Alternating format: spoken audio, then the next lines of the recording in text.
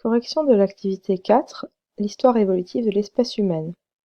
En guise d'introduction, vous voyez là une caricature d'un personnage scientifique célèbre du XIXe siècle qui est Charles Darwin, qui est connu pour avoir posé les bases des principes de classification des êtres vivants. Il a posé les bases de tout ce pan de la science, mais il a également été beaucoup critiqué pour ça, et pour ses travaux de manière générale, qui ont parfois été mal interprétés, et notamment, on a beaucoup entendu dire, et on entend toujours, que l'homme descend du singe, ce qui n'est pas avéré. Nous allons voir dans cette activité pourquoi. Première partie, la place de l'être humain parmi les primates. Donc on entend souvent que l'espèce humaine, donc Homo sapiens, descend du singe. Pourtant, depuis les travaux de Darwin, on sait que ce n'est pas le cas, que cette expression est inexacte. Donc à partir des documents fournis, vous deviez justifier que l'être humain ne descend pas du singe ni d'autres espèces du genre Homo, mais est bien un primate parmi les autres.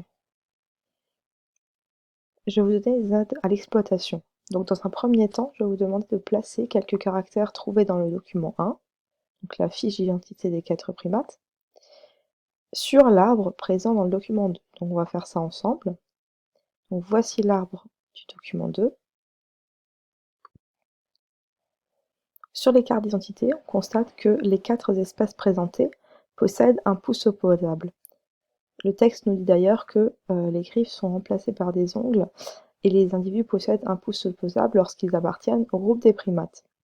Sur notre arbre, on va donc pouvoir placer le caractère ongle et pouce opposable à la base de l'arbre. On lit ensuite que les hominoïdes sont les primates dépourvus de queue.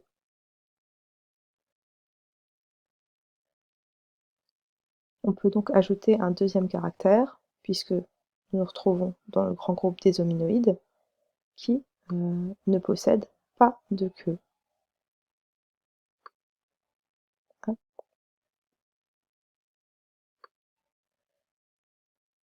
Ensuite,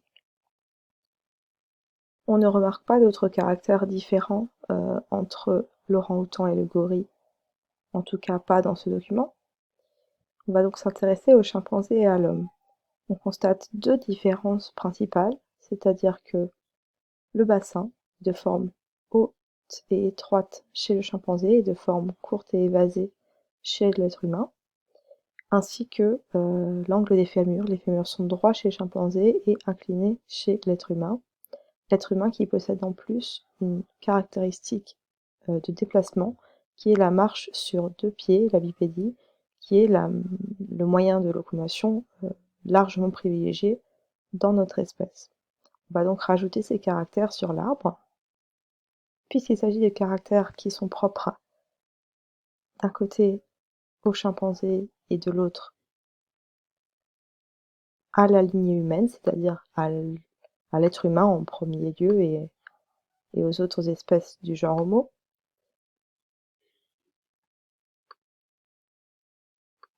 on va déposer les caractères, le bassin court évasé, les fémurs inclinés et la bipédie exclusive du côté des hominines, là où se trouve le genre Homo, et le bassin haut et étroit et les fémurs droits du côté des panines qui sont les chimpanzés.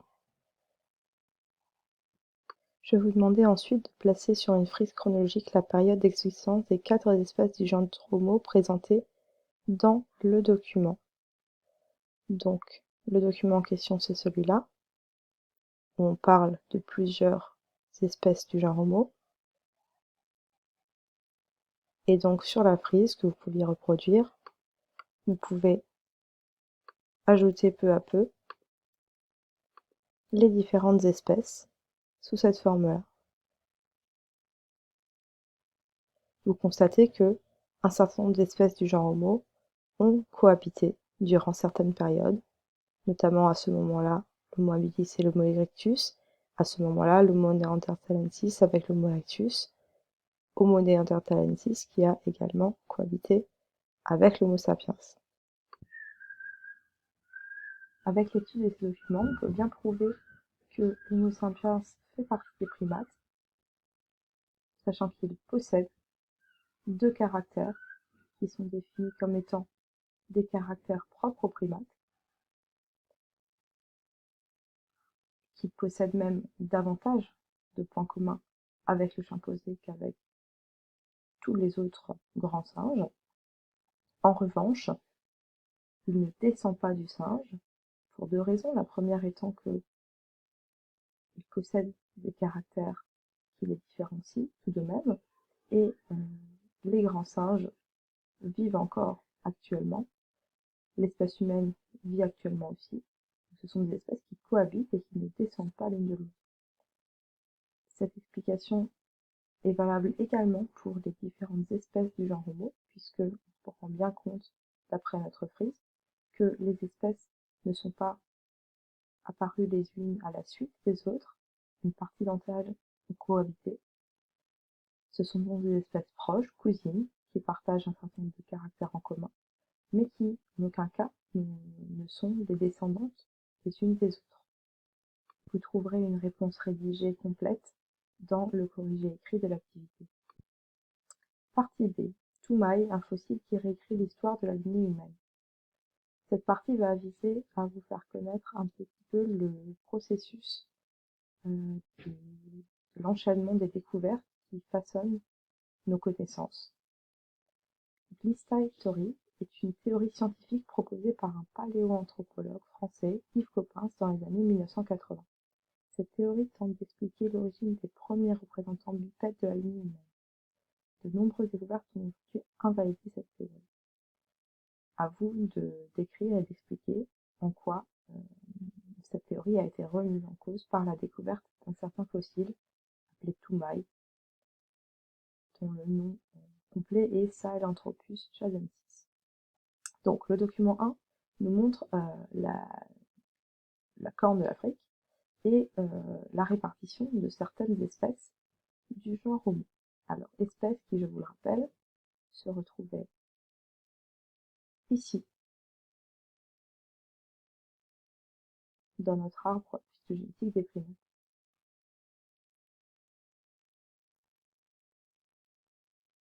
Donc, on a trouvé un certain nombre d'espèces, notamment d'Australopithèques, dans ce qu'on appelle le rift est africain, donc cette partie à l'est du continent africain. Suite à la découverte de ces nombreux fossiles, Yves Coppens a formulé sa théorie, dans laquelle il expliquait que les premiers représentants de la lignée humaine, c'est-à-dire les premiers représentants des espèces cousines proches à la nôtre, étaient apparus dans cette zone de l'Afrique.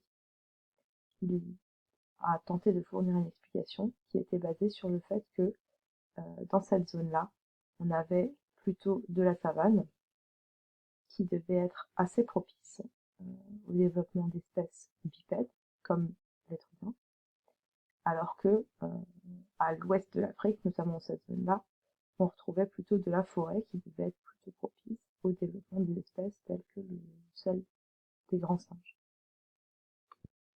Cependant, après la formulation de cette théorie, on a trouvé un fossile qui a tout remis en cause. Il s'agit du crâne de Toumaï.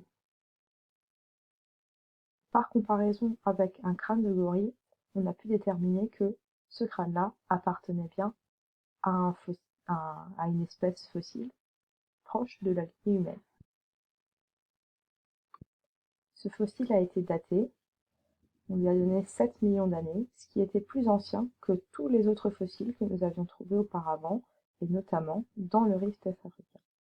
Donc, Toumaï a été trouvé au Tchad, beaucoup plus à l'ouest de l'Afrique. On l'a attribué à la lignée humaine, et il est plus ancien que tous les autres. Tout cela a permis de remettre en cause la théorie de l'histoire, puisque il apparaît assez clairement que les premiers représentants de la lignée humaine n'étaient donc pas originaires de cette zone-là de l'Afrique, mais d'une zone plus à l'ouest. Encore une fois, vous trouverez une synthèse écrite de ce que je viens de dire dans la correction écrite, mais l'idée à garder de cette deuxième partie de l'activité 4, c'est que le savoir scientifique se construit, il se modifie au fil du temps et au fil des découvertes.